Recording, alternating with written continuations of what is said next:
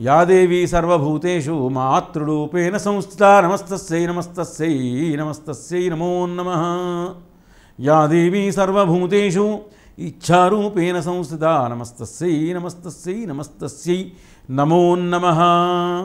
या देवी सर्वभूतेषु लक्ष्मीरूपेण संस्थिता नमस्तस्यै नमस्तस्यै नमस्तस्यै नमो नमः।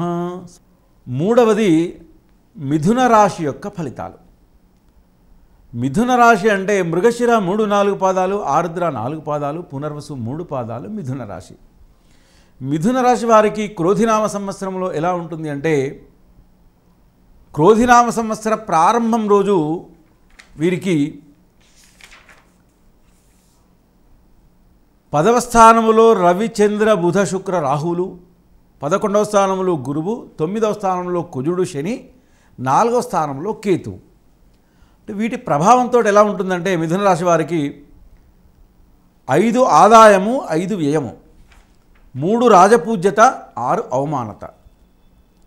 మిథున రాశి వారందరికీ కూడా ఈ సంవత్సరంలో గురువు 2/5/2024 వరకు 11వ స్థానంలో ఉండడం వలన అత్యంతమైనటువంటి యొక్క శుభ ఫలితాలు ఈ మాస ప్రాయంలో జరుగును.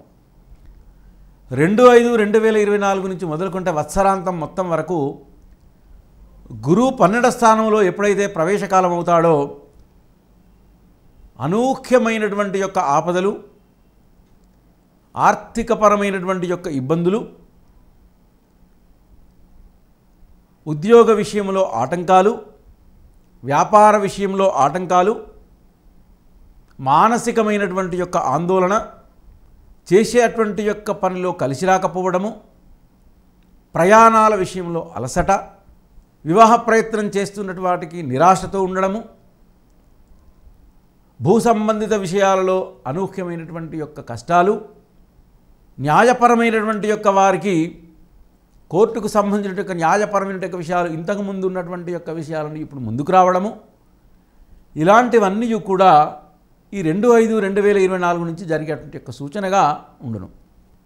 అదేవిధంగా 4వ స్థానంలో కేతువు ఎప్పుడైతే ఉంటాడో చేసేటువంటి యొక్క పనిలో అలసట, అవివేకంతో చేయడము, ఆర్థికపరమైనటువంటి యొక్క ఇబ్బందులు, కుటుంబంలో అలజడి మిథున రాశి వారికి ఇవన్నీ జరిగే సూచన. కాబట్టి ఈ మిథున రాశి వారందరూ కూడా 2/5/2024 నుంచి మొదలుకుంటే అనునిత్యము భగవత్ ఆరాధన తప్పనిసరి.